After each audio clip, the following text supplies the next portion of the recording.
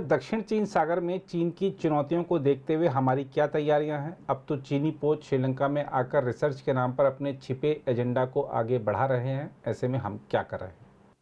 देखिए, south China सी की अगर हम बात करें तो साउथ चाइना सी में पता है कि वहाँ चीन अपना प्रभुत्व बढ़ा रहा है। उसने हम जानते हैं कि वहाँ पर उसने मैन मेड आइलैंड्स बना रखे हैं, खुद आइलैंड्स बनाए हैं वहाँ पर, और उनको मिलिट्राइज भी कर रखा है।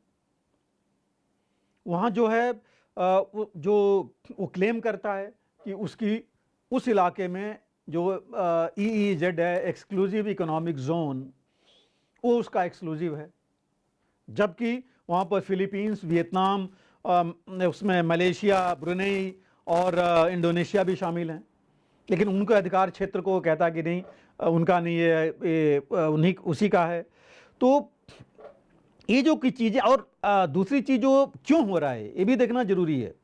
और इसीलिए जो हम कह रहे हैं कि वो जैसे स्प्राटली आइलैंड्स हैं, उसमें पार्सले आइलैंड्स हैं, उन सब जगहों पर उसने कई जगह अपनी मजबूती बढ़ा ली है, मिलिटराइज कर लिया है। कई जगह पोर्ट्स बना रखे हैं, कई जगह उसने एयर स्ट्रिप्स बना रखी हैं जिसका इस्तेमाल वो कर रहा है। पूरे इलाके में उसने छोटी छोटी नौकाएं बढ़ा दी हैं फिशरीज के नाम पर कि वो फिशिंग कर रहा है, जो कि एक्चुअली उसे नहीं करना चाहिए, उसका इलाका नहीं है, लेकिन वो कर रहा है। और इस इलाके में सबसे बड़ी जो चीज़ है, वो सबको पता है कि जो रिसोर्सेज हैं, मिनरल्स हैं, बहुत ज़्यादा हैं वहाँ पर। खास करके ऑयल भंडार, तेल का भंडार और नेचुरल गैस का भंडार जो है बहुत ज़्यादा है। कहा तो ये जा रहा है कि वहाँ तकरीबन मतलब एक तरह से पूरे उस इलाके का की जितनी ज़रूरत है वो सारी वहाँ से पूरी हो सकती है। तकरीबन 110 करीब 11 बिलियन बैरल वहाँ पर जो है क्रूड ऑयल है का भंडार है, जो एक्सप्लॉइट होना है अभी। करीब 190 trillion cubic feet natural gas का भंडार है। तो इस चीज़ें से इनकी इससे वहाँ की वैल्यू बहुत ज़्यादा है, और इसी वजह से इतनी चाइना जो है वो हर हालत में उसको अपने कंट्रोल में ही रखना चाहता है, वो वहाँ से छोड़ना नहीं चाहता उसमें। लेकिन जो बाकी देश हैं वो भी अपना कंट्रोल तो रख रहे हैं, दिखा रहे हैं, लेकिन बहुत ज़्यादा कुछ कर नहीं पा रहे हैं, क्योंकि चाइना ने अपना वहाँ प्रभुत्व बहुत ज़्यादा बढ़ा लिया है। करीब जो दूसरी चीज़ जो ट्रेड की है, मैक्सिमम ट्रेड देखिए उस इलाके से होता है, चीन का भी और बाकियों का भी। इवन भारत का 55% करीब जो सी ट्रेड है वो वहाँ से होता है। तो महत्ता तो उसकी काफ़ी है। और जो हमारी है चीन का, देखिए पहले कोस्टल नेवी थी, उसने अभी ब्लू वाटर नेवी कर लिया है। भारत को भी ज़रूरत है कि अभी कोस्टल नेवी जो हमारे कोस्ट के आसपास, और हम अपने एक्सक्लूसिव इकोनॉमिक जोन और बियॉन्ड थोड़ा देख रहे हैं, हमको और डीप जाना पड़ेगा, कैपेबिलिटी अपनी बढ़ानी पड़ेगी, जिसकी तैयारी ऑलरेडी चल रही है। इसके बारे में हमारे प्रेजेंट नेवल चीफ और पहले भी लोग बोल चुके हैं कि बहुत ज़रूरी है कि हम एक ब्लू वाटर नेवी बने, लॉन्ग डिस्टेंस, जिसे हमें और एयरक्राफ्ट कैरियर चाहिए, मिसाइल्स चाहिए, एयरक्राफ्ट चाहिए, रडार्स चाहिए। तो ऐसी चीज़ें हमें बहुत ज़रूरी हैं, और जिसके हम आगे बढ़ भी रहे हैं। और फिलहाल जो है उस क्षेत्र के लिए भारत बाकी देशों से कोऑर्डिनेट कर रहा है। जैसे अमेरिका के साथ हमने रियल टाइम इंफॉर्मेशन के लिए करार किए हुए हैं। हमने फिलीपींस, वियतनाम, जापान के साथ मिलकर के क्वाड बनाया है, एक्सरसाइजेज भी की हैं उस इलाके में। हमारी नेवी ने, हमारी एयरफोर्स ने जा कर के जापान के साथ एक्सरसाइजेज की हैं, फिलीपींस में, और नेवल एक्सरसाइजेज की हैं। एज लेट एज हमने अभी देखिए मई के महीने में एक्सरसाइजेज की थी वहाँ पर। और जो हमने इंफॉर्मेशन गैदरिंग अरेंजमेंट्स खास करके किया है इनमें, और उसमें जो हमारी जो पॉलिसी है नेबर फर्स्ट की पॉलिसी, उस पर भी आगे चल रहे हैं, नेबरिंग कंट्रीज के साथ मिल करके चलने के लिए।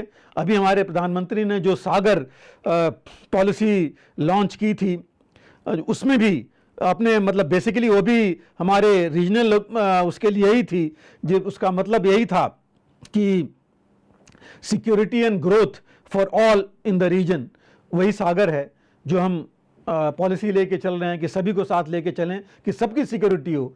और एम तो वही था कि चीन के प्रभुत्व को वहाँ कम करें। इसके अलावा इंफॉर्मेशन एक्सचेंज के लिए रियल टाइम इंफॉर्मेशन हो सके और हमारी प्रेजेंस भी यहाँ आसपास हो, चाहे स्टेट ऑफ मलाक्का है चाहे आगे है वहाँ तक हो, हमारे नेवल प्रेजेंस कहीं ना कहीं रहे। इसीलिए हम पोर्ट्स पर जाते आते रहते हैं हमारे नेवल शिप्स, कि हम जब इंफॉर्मेशन मिले हम जो है वहाँ पर अपनी प्रेजेंस दिखा सकें और जो कार्रवाई हो सकती है सबके साथ मिलके वो भी कर सकें।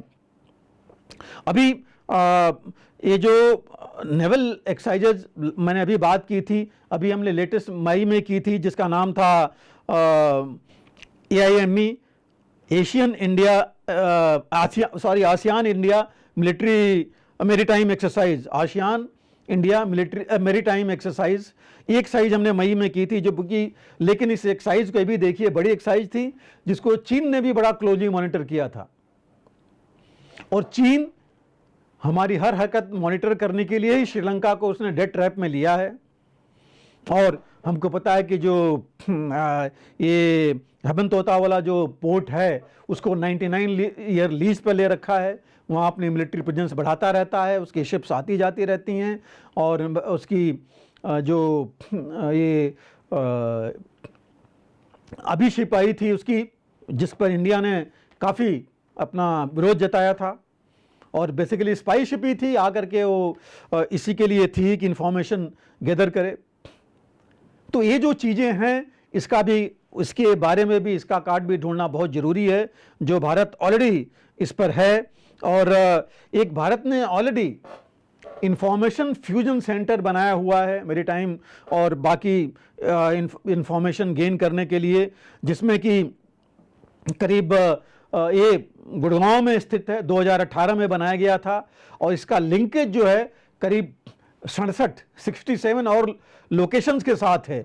और इसमें तकरीबन जो है 25 देश शामिल हैं। इस जो इंफॉर्मेशन फ्यूजन सेंटर बना है इसमें इंफॉर्मेशन एक्सचेंज करने के लिए, और इसमें जो है 12 देशों के लाइजन ऑफिसर्स ऑलरेडी मिलकर काम कर रहे हैं, जो कि जिसमें अमेरिका, यूके, ऑस्ट्रेलिया, फ्रांस के भी शामिल हैं। तो आप देखिए कि एक ऑलरेडी आगे बढ़ चुका है भारत इसमें। हाँ, ज़रूरत यह है कि भारत को डीप जो कहते हैं अपना ब्लू वाटर नेवी बनने की जरूरत पड़ेगी, अपनी कैपेबिलिटी, नेवल कैपेबिलिटी और बढ़ानी पड़ेगी, एयर कैपेबिलिटी बढ़ानी पड़ेगी कि हम और ज़्यादा और जल्दी जा कर के और जहाँ ज़रूरत हो वहाँ पर एक्शन ले सकें, अपनी प्रेजेंस दिखा सकें और चीन को रोक सकें।